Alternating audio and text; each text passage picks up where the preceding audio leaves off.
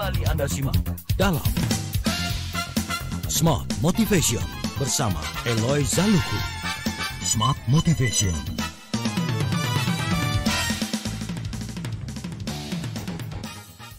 Ketika kewarasan diri menjadi hal yang paling utama di sela-sela Anda beraktivitas, karena kita pernah mengenal istilah work, life, and balance ya, adanya keseimbangan antara kehidupan, pekerjaan, dan juga kehidupan pribadi kita atau me time yang orang sering bilang itu.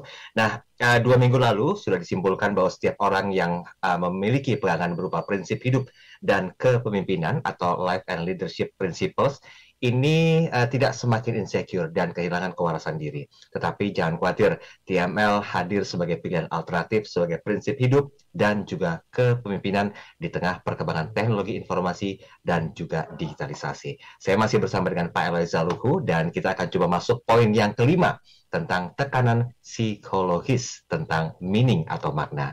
Saya nggak mau so tahu nih Pak Eloy, jadi mungkin langsung dijabarkan agar lebih komprehensif dan Smart Listeners juga bisa paham nih. Oh ya, sebelum jabaran, kita undang Smart Listeners untuk bisa berinteraksi. Silakan ya, Smart Listeners bisa berinteraksi di 2 kanal kami. Yang pertama di kanal WhatsApp 0812 11 12 959 atau lihat kami audiovisual di kanal YouTube Smart FM. Anda bisa berkomentar, like, share, dan jangan lupa subscribe. Jadi nggak ketinggalan nih video-video Pak Eloy yang kami upload di kanal YouTube Smart FM. Oke, let's rock Pak Eloy, silakan. Yes, thank you Mas Daryl.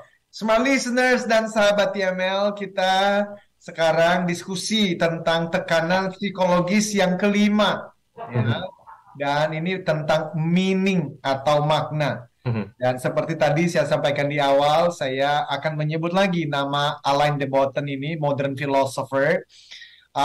Dia mengatakan bahwa sebagian besar anggota masyarakat dunia berada dalam pekerjaan yang salah. Tidak semua, tetapi banyak yang berada dalam pekerjaan yang salah, dan ini ya, menciptakan tekanan psikologis yang besar.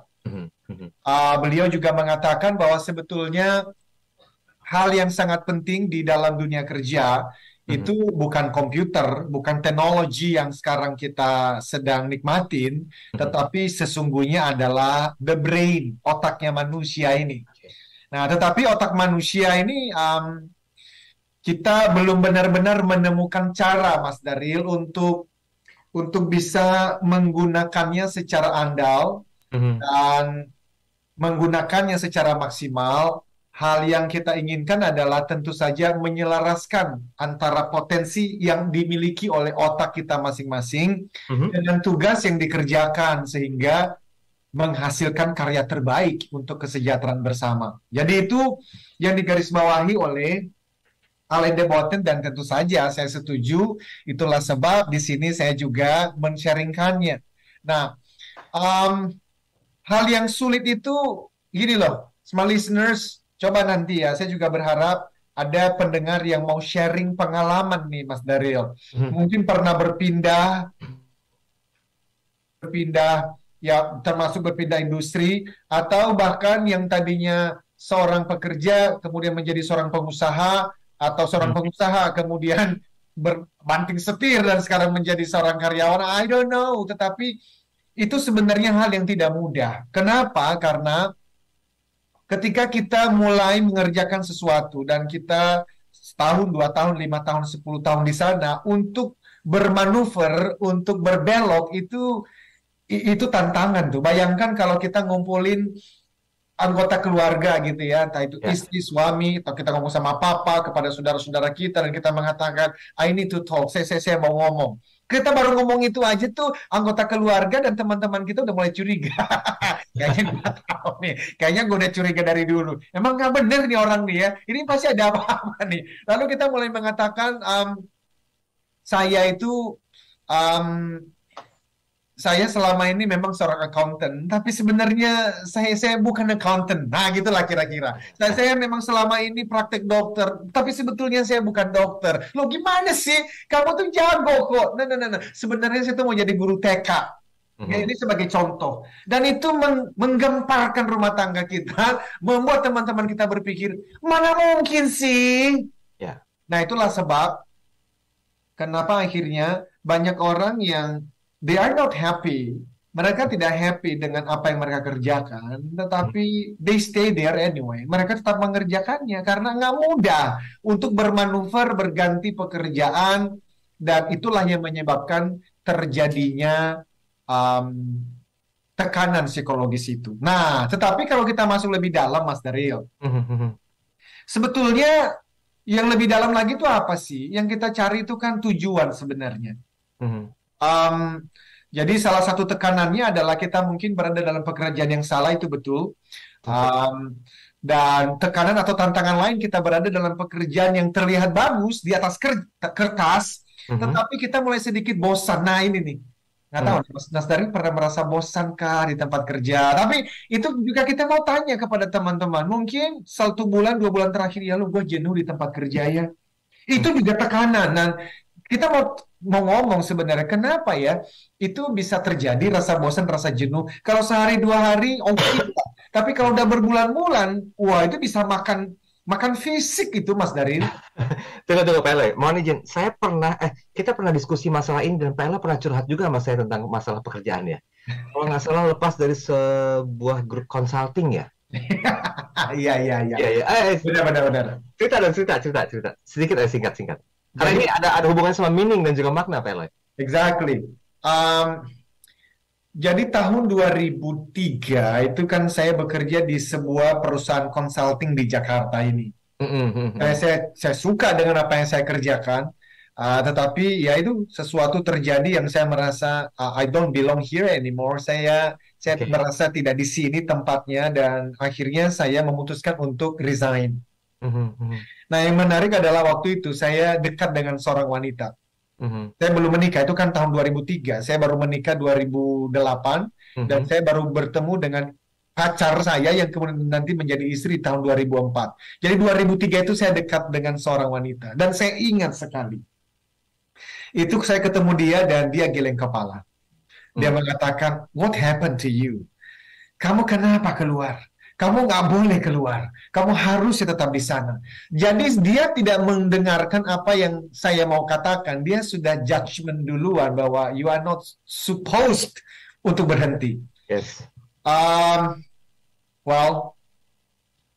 Tetapi saya membuktikan kepada dia bahwa it was a good decision. Itu adalah keputusan yang baik waktu itu. Walaupun saya tidak mengatakan bahwa semua orang harus resign. Bukan. Yang sedang saya sampaikan adalah semua orang harusnya mengerti, memahami dirinya, dan itulah yang TML sedang lakukan sebetulnya, Mas Daryl. Kan dari tahun 2000 saya sudah memikirkan mengenai theocentric motivation and leadership itu. Dan saya selalu mengatakan dari mana sih datangnya TML itu. Tahun 2000 saya membaca hasil survei dari Gallup yang melakukan namanya Employee Engagement Survey. Mencari tahu berapa banyak masyarakat Amerika waktu itu, karyawan-karyawati, pegawai yang mereka survei, yang bangun pagi dan memberikan yang terbaik dalam pekerjaannya. Dan saya membaca hasil survei itu tahun 2000, 22 tahun yang lalu. Dan saya nggak suka hasilnya. Karena hasilnya hanya 26% pegawai, karyawan-karyawati yang bangun pagi dan memberikan yang terbaik dalam pekerjaannya, engage dengan pekerjaannya. Yang lain tidak memberikan yang terbaik, dan itu menggelisahkan saya, Mas Daryl, karena saya bertanya, berapa besar kerugian negaranya, kerugian perusahaannya, kerugian keluarganya, dan kerugian orang itu gara-gara dia bangun pagi dan tidak mengerjakan yang terbaik. Dan itu sebetulnya sudah saya pikirkan dan mulai mencari apa solusinya. Dan itu juga salah satu pemicu kenapa tahun 2003 itu saya merasa saya harus lebih serius memikirkan mengenai hal ini. Dan nanti tahun 2012 survei yang sama dilakukan di Southeast Asia, di Asia Tenggara, dan hasilnya semakin menyedihkan karena hanya 12 atau 13% saja dari pegawai, karyawan-karyawati yang disurvei di Asia Tenggara yang bangun pagi memberikan yang terbaik. Itulah kenapa saya gelutin TML itu, karena saya percaya itu menjadi solusinya. Demikian, Mas Daryl. Ini saya coba hubungkan ya, Pak Elo ya, dengan banyak kisah orang-orang sukses di bidangnya ketika dia menemukan satu momentum untuk memutuskan tidak melanjutkan aktivitas sebelumnya. Ya kan seperti Pak Elo tadi dan juga banyak smart business yang punya contoh kasus-kasus udah ngerasa bosen, ngerasa jenuh dengan tekanan sehingga memutuskan untuk pindah. Tetapi kan ada satu yang menggelayut di pikiran saya, Pak Elo. Apa sebetulnya arti meaning atau makna dari keputusan itu? Ini yang perlu kita gali lebih dalam, Pak Elo. Very good. Jadi ini ya, ada dua pemikiran mengenai meaning ini. Alain de Botton sendiri kan dia mengaku sebagai seorang ateis, tetapi adalah orang yang juga tidak menghina agama. Ini yang saya suka dari Alain de Botton. Dia tidak percaya Tuhan itu ada karena dia ateis, tetapi dia tidak menghina agama.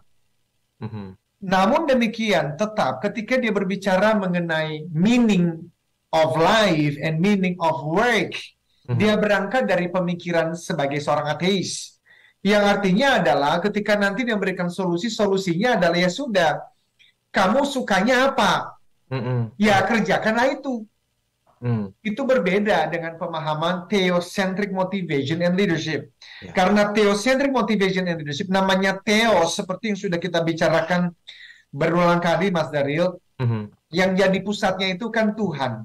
Tidak berbicara agama, tetapi berbicara mengenai spiritualitas. Jadi it is not what I want, bukan apa yang ku mau, tetapi kira-kira penciptaku itu mau apa, gitu loh.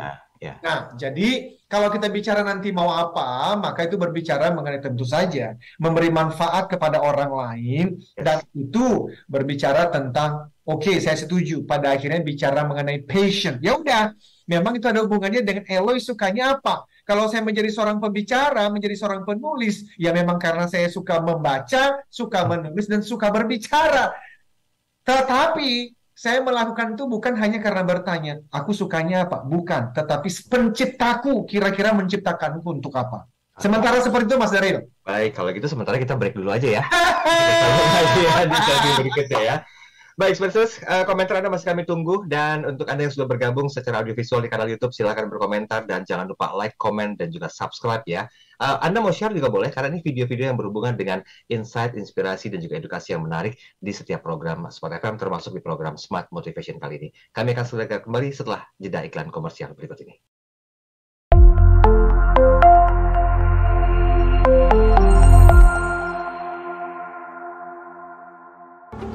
Eloy Zaluhu, founder and master teacher of TML, Theocentric Motivation and Leadership, kembali memberikan kesempatan kepada 25 orang terpilih untuk menjadi Certified Theocentric Motivator batch kelima tahun 2022. Jadilah Theocentric Motivator and Professional Sales Trainer dengan konsep pelatihan yang menggabungkan pemahaman spiritual dengan ilmu motivasi dan strategi penjualan yang tepat. Dilatih secara langsung oleh Master Teacher Eloy Zaluhu, dapatkan sertifikasi dan legalitas untuk mengajarkan materi pelatihan Theocentric Motivation and Rave Sales Principles di seluruh Indonesia dengan peluang penghasilan hingga 25 juta rupiah per satu hari training, bahkan lebih. Pelatihan dilaksanakan secara virtual online pada hari Jumat dan Sabtu 16-17 September dan 23-24 September 2022. Dapatkan penawaran khusus yang terbatas hanya untuk batch 5 tahun 2022. Potongan hingga 80% dari investasi normal. Syarat dan ketentuan berlaku. Segera daftarkan diri Anda ke 0813 983 98127 atau 0818 0890 9199. Be the next certified Theocentric Motivator and Rave Sales Trainer.